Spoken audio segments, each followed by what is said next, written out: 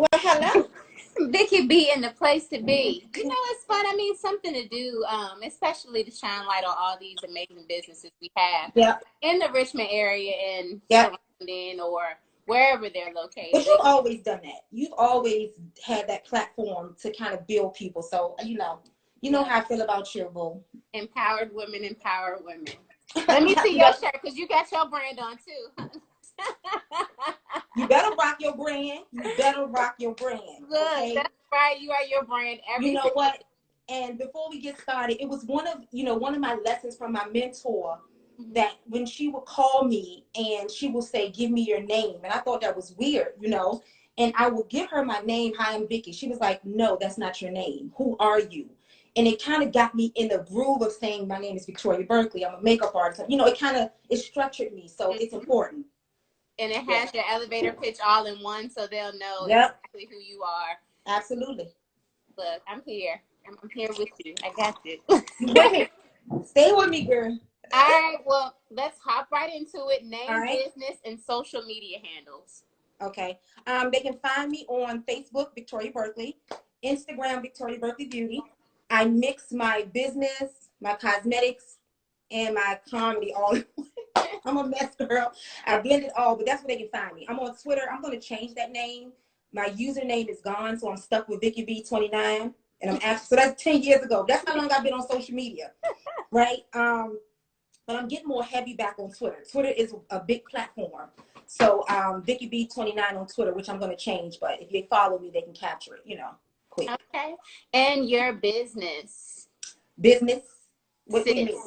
Businesses. Business. What businesses? What Well, do you? Well, I'm a makeup artist first and foremost. I also own a cosmetic company, so they can find that at victoriaberkeleybeauty.com. Okay. And then that's my website. I do have a bridal site, but the thing I love about my website is social compounding, which means they can go on my website and find me anywhere. My bridal, my cosmetics, my work, all that. What about your beauty All blueprint? of that. All of that is on Victoria Berkeley Beauty. So if they look under education, they can find that.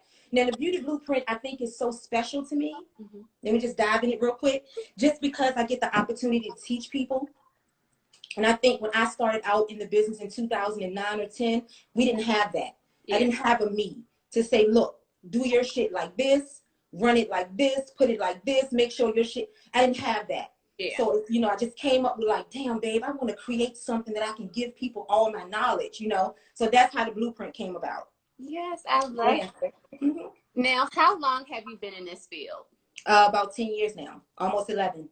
Mm-hmm. But, when people say, well, how long have you been in the field? How long have you been successful in the field? Because my first 3 years won't shit. It won't, you know what I'm saying? But it's okay, because I think that was the learning. Mm-hmm. That was the lesson. So about 11 years almost coming up on in like February or March. Look, I remember that first time I met you. I think it was like 2013, and you were like, I'm trying to get you in my chair. I said, I need you to be my model. And let me tell you, I'm so for it like that. Like I will just grab people. I will be in Chipotle like, oh, you want to be my model? See, I think that's the important thing about us. We too afraid to step out, thinking what somebody's going to think or say. It's either going to be yes or no. We aggressive. I do not care. You got to be aggressive. If anything with your business, be aggressive. Like they say, ain't no nice in business. I think I'm nice, but I know I have to balance that nice out with being firm in order to get, to be where I am now. You got to be firm because not only are we women, we're Black women. So. And that's a stigma all in itself. That's a stigma. Absolutely. Hey, y'all. All right. What brought you to this field, and how long have you wanted to do? Like, how long did you say, okay, I want to be a makeup artist? I'm gonna tell you, I did not want to be a makeup artist. I was in human resources. I was in human resources for about 5.5 years, and then I will do my brows. I was an HR assistant, so I would deal with a whole lot of women that would come to the office, and I would do my own brows. They're like, "Oh, your brows, do my brows." So I will fuck everybody's brows up, and you know what I'm saying? Everybody walking around with the brows, but I was the only one in the office that really knew how to, structure it. That I was learning from YouTube, and then I started to dibble and dabble with it, like on weekends, nothing serious. I mean, hell, I was making what, $1,400 every 2 weeks. which I thought that was amazing. Yeah. Okay. Yeah. And then when I knew I really fell in love with it is when I started to do Mary Kay, and I didn't really want to sell it. So that's how I knew. I'm like, no, I don't want to just sell to women. I don't want to be a salesman. I really want to give them something. You know what I'm saying? And then that kind of fueled my fire. And then I was laid off. I was laid off a week before Mother's Day. So then my husband, I come home, I'm crying. Or he's like, what the fuck you crying for? He was like, this is what you asked for. But God makes you uncomfortable. So I asked for it, but not in that way. You know what I'm saying? So I just told my husband, you know, you back me for a year, I'll make it a career. And when it's so that was just my thing. So it never really was, oh, I want to be a makeup artist. And that is a mind thing. You control your mind. You control that element. You understand what I'm saying? You tell yourself what it is that you want to do. You work at it and you make it happen. So that's what I did. So I never really wanted to do it. I just got good at it. Yeah. Well, look, we love those types of stories. Yes. So if you're not working, what would be a typical day for you? We're going to do pre-quarantine, quarantine. But a typical day for me, when I say, hey, I ain't doing shit, I had a day yesterday, I'm chilling. I try to binge, watch something. I'm a smoker, so I do that. I'm honest here, you know what I'm saying? But this raw and uncut, we good. You know what I'm saying? It's uncut. So, you know, those are my days, and it kind of balances me out, you know, when the kid's not here. So a typical day for me, I love reading. You know, so I will read, and I love researching. So even if I'm not physically working, I'm still mentally working, whether it's on myself or my business. My mind is going to always go unless I'm asleep. That's just, I've always been that way. What about quarantine now? Oh, girl. So let me tell you about quarantine. I think that people need to understand that this was meant. Yeah. And if it not anything, it was meant to kind of get your mind right with your family.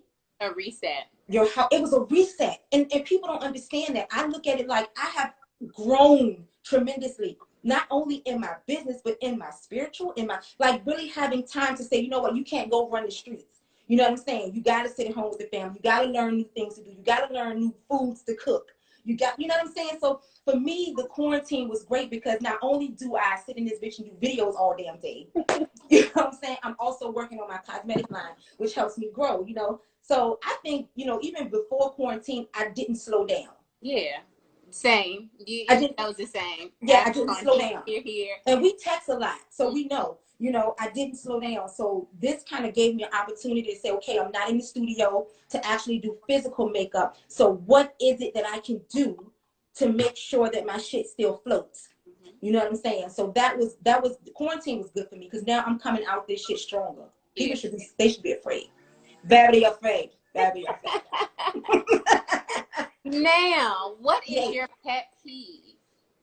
Oh, gossip.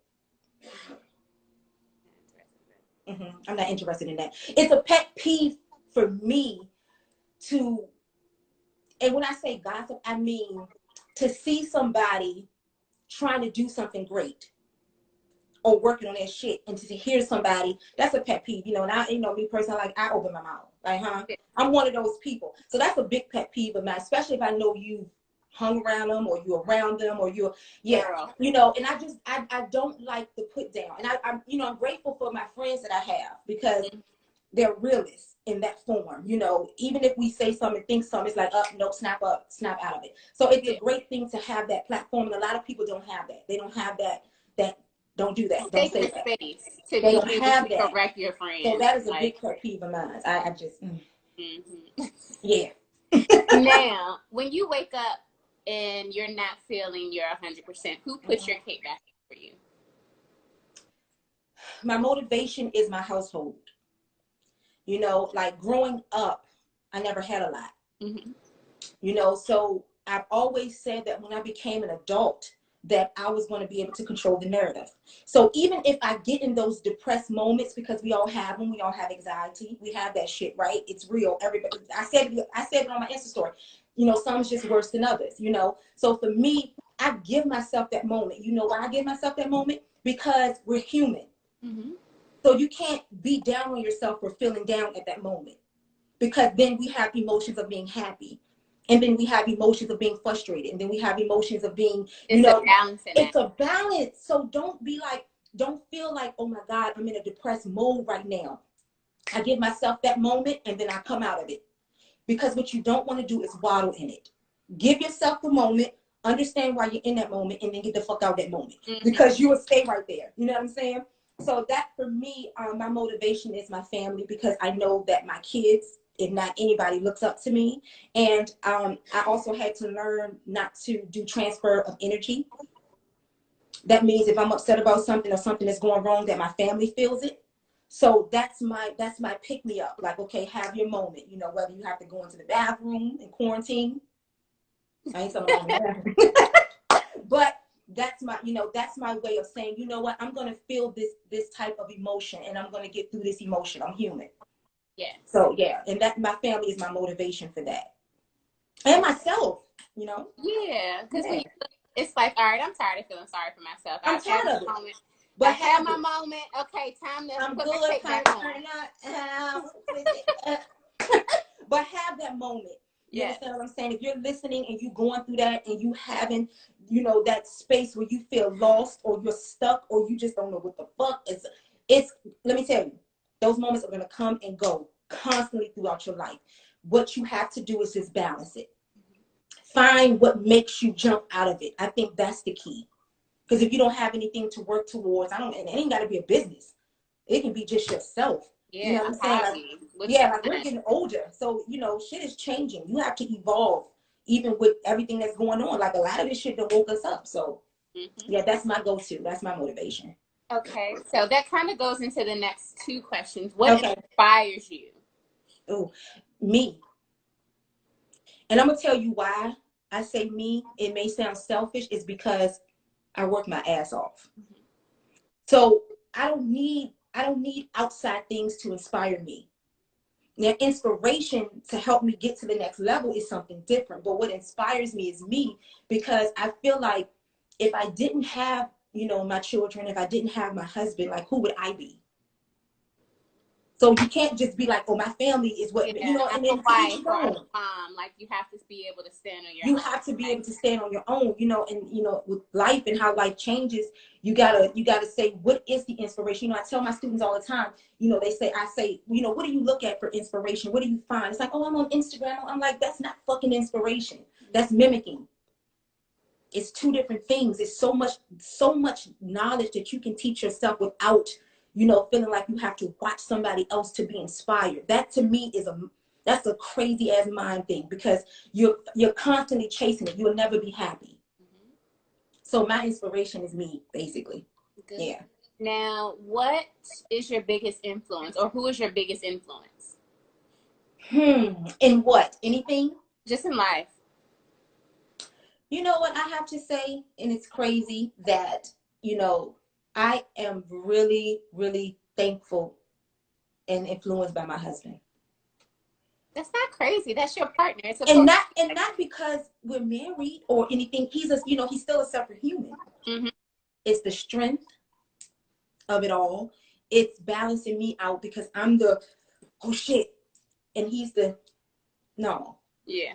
I mean, and we've been together for so many years, and I've watched so many obstacles that we've had to overcome, and he's never ever showed a sign of panic. So that's a big influence to me, because that helps us to become equally yoked. Mm-hmm. And he's influenced me to learn how to be patient. Let it go. Let it go. If you cannot fix that shit right now, let it go. And that, to me, the smallest thing is the biggest impact for some people. Mm-hmm. And that was a big influence over my life. Yeah. And I mean, it's important to have those people around you that balance. It's so important, because we can be some crazy ass motherfuckers by ourselves. Excuse my language, but we can be some crazy, and you need that balance. And especially if you're gonna be with somebody as a partner, and if you can't influence each other or inspire each other, then it's a problem. So that's my biggest influence. Okay, what is your why? Oh. I think for me, my why, that's such a good question, because you don't ever really think this deep for yourself, my why has to be my babies. You know why I say that though, Lou? Is because, Chelsea, and we've had these many talks. Yeah. So my why is them, because I see what I didn't have growing up that they have. And I'm not talking about materialistic. That shit comes and goes. Yeah. I'm talking about more so just, you know, watching me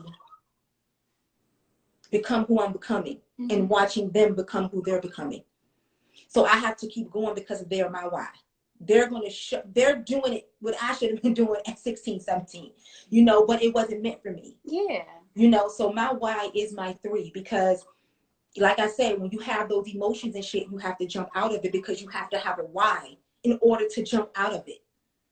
If you don't, you just fall, you know. And I mean, So we can talk about your kids too a little bit, because I know your son is a barber. he's in barbering school, so he's Yes. picking up his clientele, which that is like the dopest shit ever. I Because, you know, I always tell them that